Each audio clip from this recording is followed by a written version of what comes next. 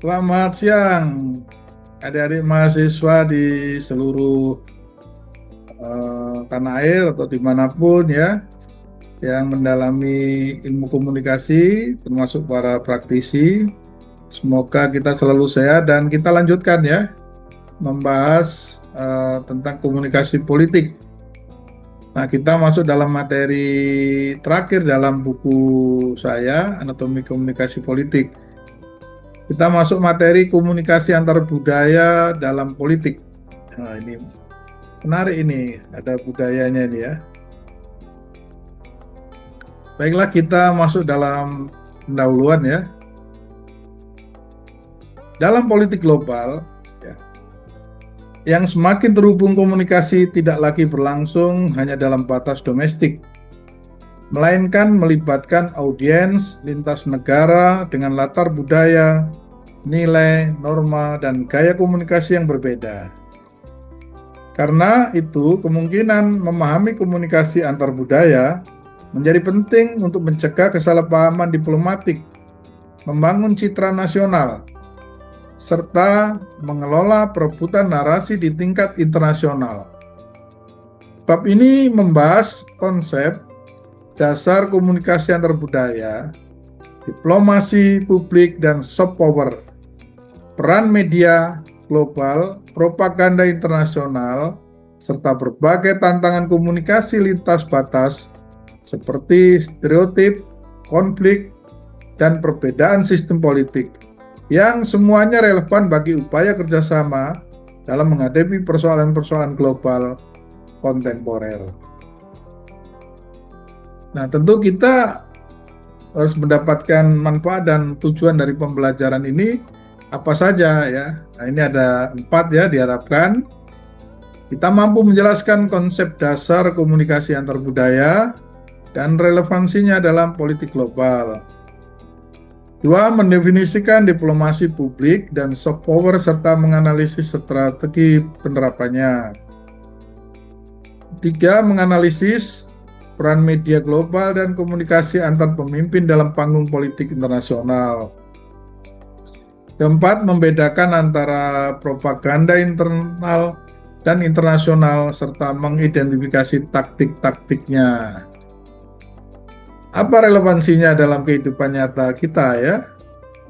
Bahwa interaksi politik, ekonomi, dan sosial pada masa kini semakin sering melibatkan komunikasi lintas budaya baik dalam diplomasi antar negara, kerjasama internasional, komunikasi pejabat publik, promosi pariwisata, maupun pemberitaan media global.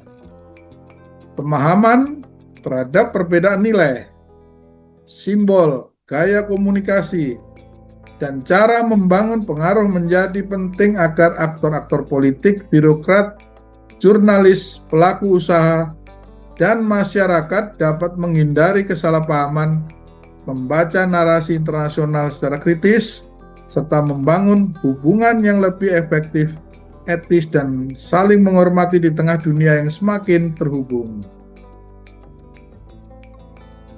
Kita masuk dalam materi ya, konsep komunikasi antar budaya. Sebelum kita dapat membahas politiknya, kita harus terlebih dahulu memahami budayanya. Komunikasi antar budaya merupakan kajian mengenai proses komunikasi di antara individu atau kelompok yang memiliki latar belakang budaya yang berbeda. Dengan budaya dipahami sebagai seperangkat nilai, keyakinan, norma, adat, dan cara pandang yang membentuk cara seseorang menyampaikan serta menafsirkan pesan.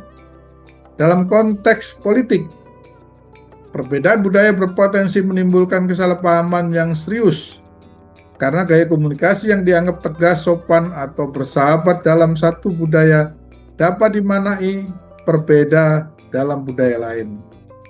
Jadi untuk memahami variasi tersebut, dimensi budaya yang dikembangkan outstate seperti individualisme, kolektivisme, jarak kekuasaan, maskulinitas, feminitas, dan penghindaran ketidakpastian dapat digunakan sebagai kerangka awal untuk menafsirkan perbedaan gaya komunikasi politik dan diplomatik antar bangsa. Dimensi budaya dalam komunikasi politik. Bahwa dimensi budaya termanifestasi secara langsung dalam praktek komunikasi politik lintas negara, terutama melalui perbedaan antar budaya, konteks tinggi dan konteks rendah, serta orientasi waktu monoklinik dan polikronik.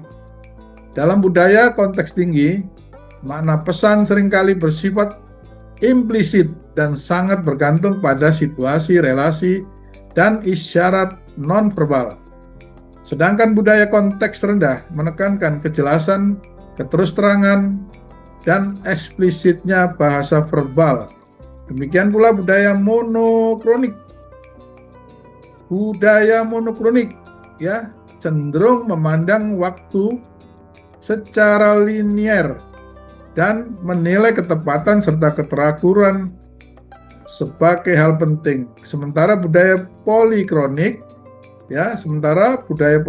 itu lebih fleksibel dan menempatkan relasi antar manusia di atas jadwal formal. Perbedaan-perbedaan ini dapat memunculkan ketegangan atau frustasi dalam negosiasi politik apabila tidak dipahami secara memadai. Nah, kita masuk dalam dimensi budaya dalam komunikasi politik. Dimensi budaya termanifestasi secara langsung dalam praktek komunikasi politik lintas negara, terutama melalui perbedaan antar budaya, konteks tinggi dan konteks rendah, serta orientasi waktu monokronik dan polikronik. Dalam budaya konteks tinggi, makna pesan seringkali bersifat implisit dan sangat tergantung pada situasi, relasi, dan isyarat nonverbal. Sedangkan budaya konteks rendah menekankan kejelasan, keterus-terangan, dan eksplisitnya bahasa verbal. Demikian pula budaya monoklinik cenderung memandang waktu secara linier dan menilai ketepatan serta keteraturan sebagai hal penting. Sementara budaya polikronik lebih fleksibel dan menempatkan relasi antar manusia di atas jadwal formal. Perbedaan-perbedaan ini dapat memunculkan ketegangan atau frustasi dalam negosiasi apabila tidak dipahami secara memadai.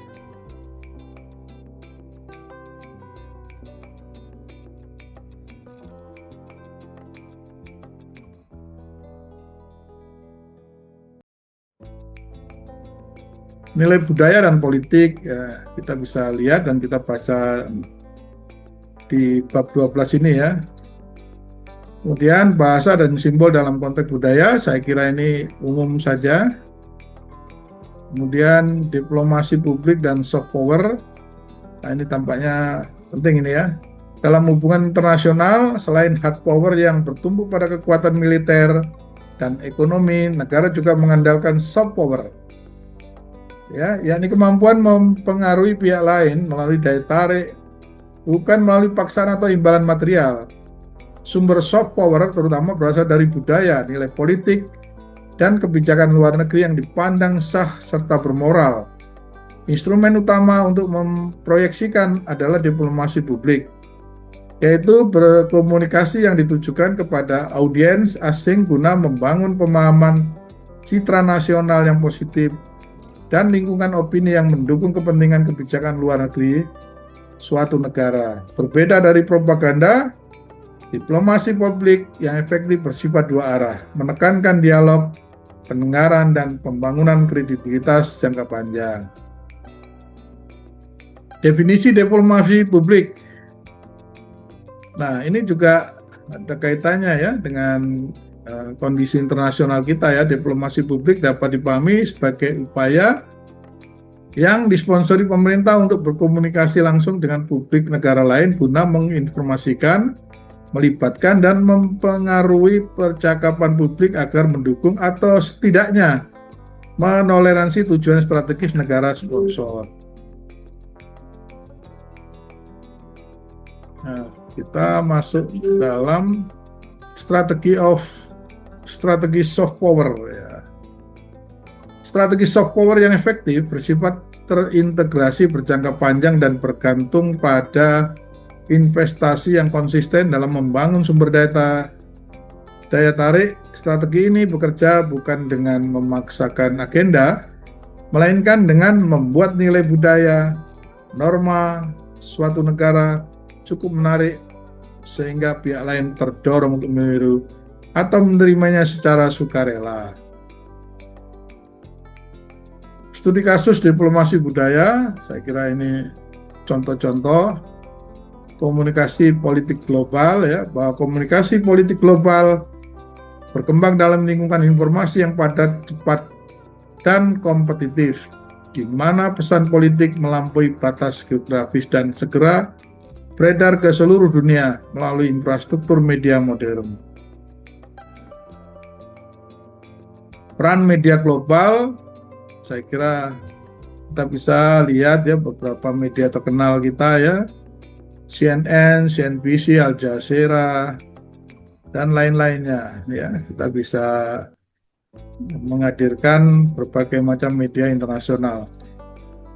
Komunikasi antar pemimpin negara, persaingan narasi antar negara ya. Propaganda internasional, banyak sekali ya apa yang menjadi ilustrasi dari kegiatan komunikasi antar budaya ini. Jadi propaganda internasional muncul ketika komunikasi negara melampaui persuasi terbuka dan berubah menjadi penipuan serta manipulasi yang disengaja untuk memajukan tujuan tertentu. Perbedaan propaganda internal dan eksternal, saya kira ini bisa dibaca sendiri ya. Taktik propaganda internasional, kemudian analisis kasus propaganda historis terkait dengan perang dunia dan lain-lainnya, itu bisa diteliti ya. Kemudian isu dan tantangannya apa saja, komunikasi politik di zona konflik, ya, memang ini akan penting sekali posisi komunikasi ini. Dan perbedaan sistem politik, stereotip dan prasangka budaya juga terkait dengan ini, maka kita bisa rangkum bab 12 ini, yaitu bahwa komunikasi politik global sangat dipengaruhi oleh perbedaan budaya dalam nilai, norma, dan gaya komunikasi, sehingga diplomasi antar negara menuntut pemahaman lintas budaya yang memadai agar kesalahpahaman dapat dihindari. Dalam konteks tersebut, negara tidak hanya mengandalkan hard power tetapi juga soft power, mulai diplomasi publik untuk membangun citra, daya tarik, dan pengaruh di mata audiens internasional. Pada saat yang sama, komunikasi politik global berlangsung dalam arena yang ditandai oleh dominasi media internasional, persaingan narasi antar negara, dan penggunaan simbol-simbol politik yang syarat makna. Namun, ketika komunikasi bergeser dari persuasi menuju manipulasi, ia dapat berkembang menjadi propaganda internasional yang bekerja secara masif dan terselubung. Keseluruhan dinamika ini menunjukkan bahwa komunikasi lintas batas selalu dihadapkan pada tantangan serius seperti etnosentrisme, asimetri kekuasaan, konflik, perbedaan sistem politik, serta stereotip dan prasangka budaya. Demikianlah adik-adik mahasiswa, kawan-kawan, Bapak Ibu semuanya, pemerhati dan yang menggeluti dunia komunikasi. Kita akhiri belajar kita komunikasi politik.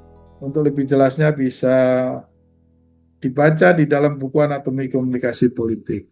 Terima kasih, salam sehat, salam semangat kuat untuk komunikasi yang makin maju. Salam.